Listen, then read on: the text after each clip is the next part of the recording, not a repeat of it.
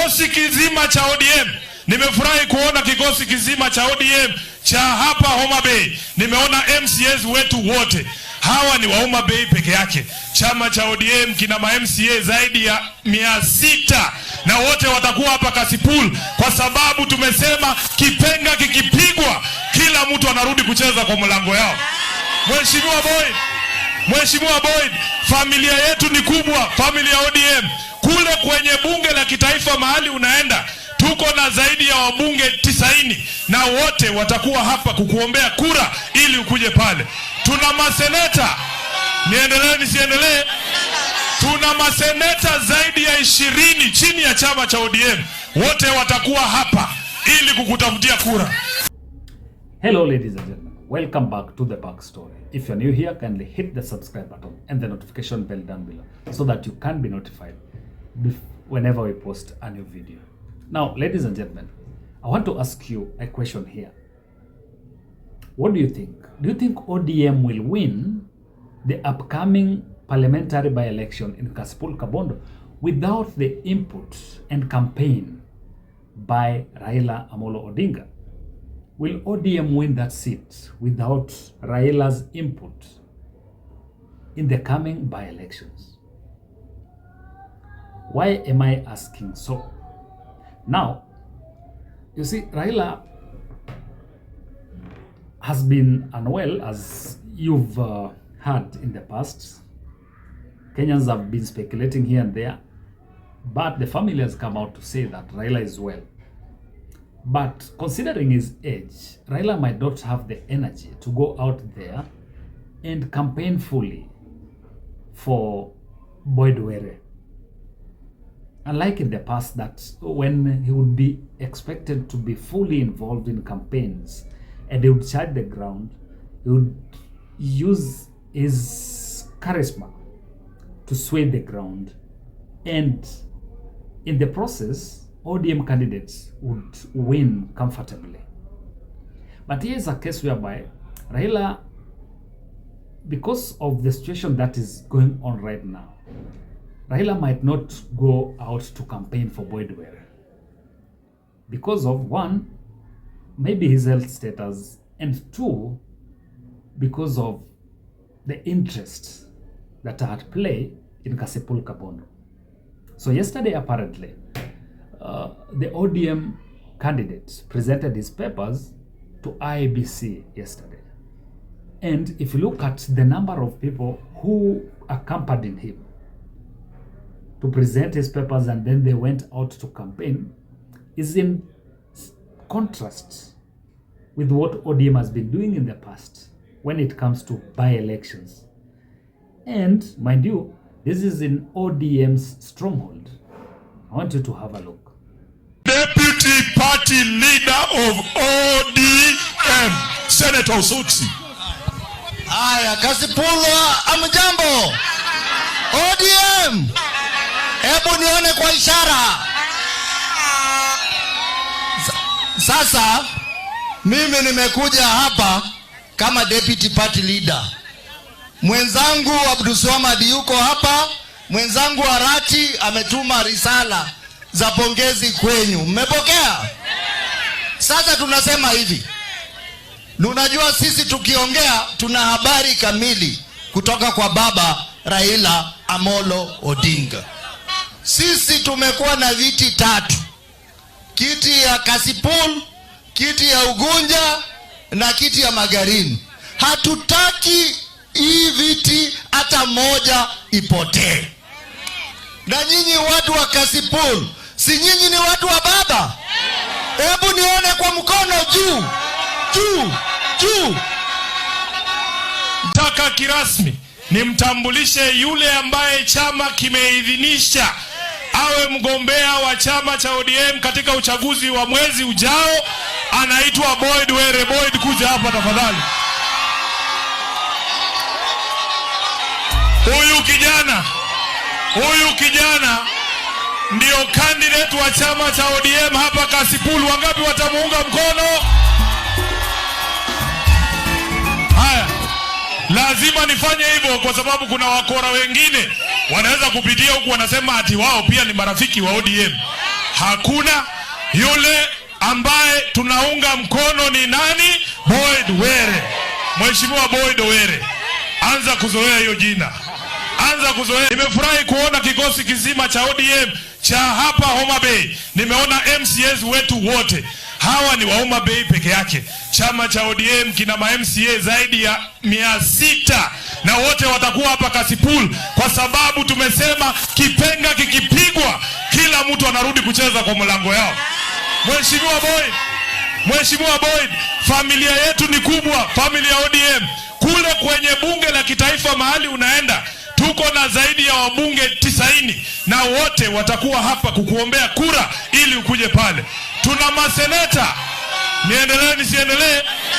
Tuna maseneta zaidi ya 20 chini ya chama cha ODM, wote watakuwa hapa ili kukutafutia kura. Sasa wewe wakati unakaa unapanga ward, unapatia Sifuna ward yake, unapatia Ledama ward yake, unapatia huyu Mungwana ward yake, unapatia Babu Owino ward yake, unamwambia usitoke Kasipul mpaka kura imalizwe kuhesabiwa, si ndio? Now, ladies and gentlemen, if you look at those videos, okay, the optics are that they had numbers in terms of electorates accompanying Boyd Were to the IBC offices, and then later they held campaigns. But look at it this way. Look at the number of ODM officials, be it members of parliament, be it governors, who attended this function. You did not expect that to happen in an area which is considered as an ODM stronghold. The second issue is that look at the number of other elected leaders who have been critical of ODM, who are roped in to go and support Boyd Were, the likes of Edwin Sifuna and BABU Owino. Of significance is BABU Owino and Sifuna, because BABU Owino and Sifuna have been very critical of ODM in the way they operate. So the fact that they had to lobby BABU Owino and to lobby Sifuna to go and campaign for Boyd Were means a lot. It shows a party that has panicked and feels like they don't have influence so much even in their strongholds. And the fact that Raila might not go and campaign fully for Boyd Were means that they feel if they don't bury the hatchet with the likes of BABU Owino and Sifuna, then it means they can lose that seat. Then the second factor is the division that is playing out between the governor, Gladys Wanga, and the deputy, who comes from Kasipul Kabondo. So if you want to know the politics or understand the politics of Homa Bay County, Kasipul Kabondo has the highest number or the largest population in terms of registered voters. And when it comes to political decisions about Homa Bay County, Kasipul Kabondo always plays a very, very important part in electing whoever becomes the governor, the senator, and even the women rep. So that is why apparently when Raila called on the likes of Badi to step down so as to support Gladys Wanga, he had to pair Gladys Wanga with a deputy that came from a sub-county that has the highest number of registered voters, and that is the area of Karachuonyo. Okay. Karachuonyo has been calling the shots when it comes to matters politics of Homa Bay County. And the most influential person around that area is the deputy governor of Homa Bay County. And as it stands right now, the deputy governor of Homa Bay County is not in good terms with the governor when it comes to matters Kasipul Kabondo, because for him, he was not in good terms with the former MP Ongondo Were. And the fact that the governor, who is the chairperson of ODM, forced her way through so that they could give the nomination to Were's son, unlike other contestants who the deputy governor wanted. So, and he has come out publicly to say that he's not going to support Boyd Were, who is the ODM candidate. So, in a way, he might sway the votes towards whoever is going to vie against the ODM candidate. And this is a factor that has played out openly. Then there are caucuses of professionals from Kasipul Kabondo who are also not pro the ODM candidate.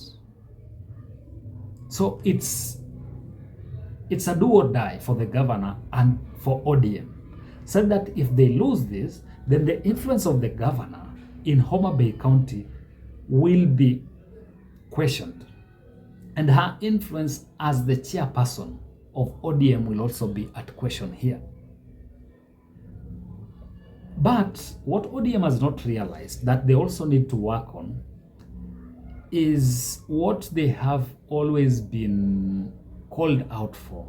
That is giving out or dishing out nominations to people they feel are friendly or affiliated or family members of sitting members of parliament or ODM officials.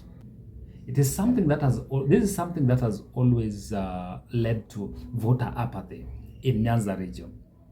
And this has always affected Raila's numbers when it comes to the general election. So I thought they had learned from the mistakes and they were going to conduct nominations in a transparent way. But if they go on this way, heading into 2027 general election, what might happen is that, one, ODM will lose out to competing political parties or to even independent parties within its strongholds of Nyanza and Western. Because why am I saying so?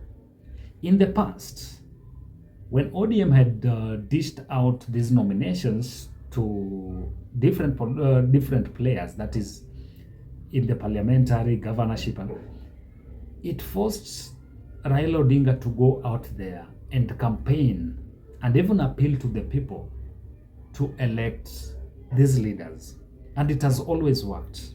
But what ODM is not realizing is that as it stands, Raila might not have the energy to go to all parts of the country to campaign for whoever they will dish out these nominations to. And the net effect to this is that people will revolt.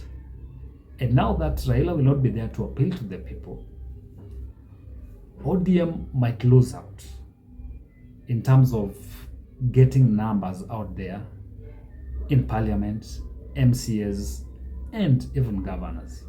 And this will affect their strength as a political party. So ODM needs to change tact.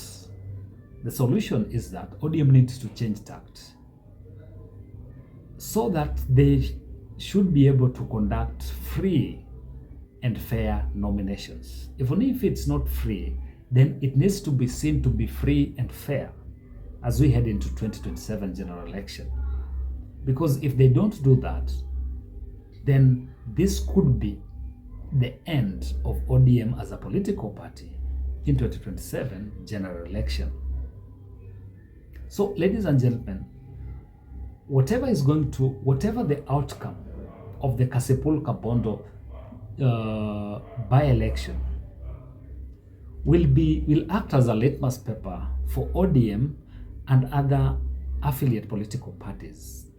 They will look at the outcome in terms of how people will turn out to go and vote in the by-election. So whatever the outcome, ODM will have to go back to the drawing board as they head into 2027 general election, because they need to learn from the past and know and understand that things are changing. And they need to adapt to the changing times. It's not going to be business as usual as we head into 2027 general election. So whatever the case, they will have to act. But we are going to monitor what is going to happen in Kasipul Kabondo. and we'll keep you guys updated, and we'll do a thorough analysis after that by election, so that we look at the pros and cons of what developed in Kasipul Kabondo. But still, you can give us your feedback by commenting on the video down below, and then we'll sample some of your comments in our subsequent videos. But if you're new here, kindly hit the subscribe button and the notification down below, so that you can be notified whenever we post a new video. Until next time, bye bye.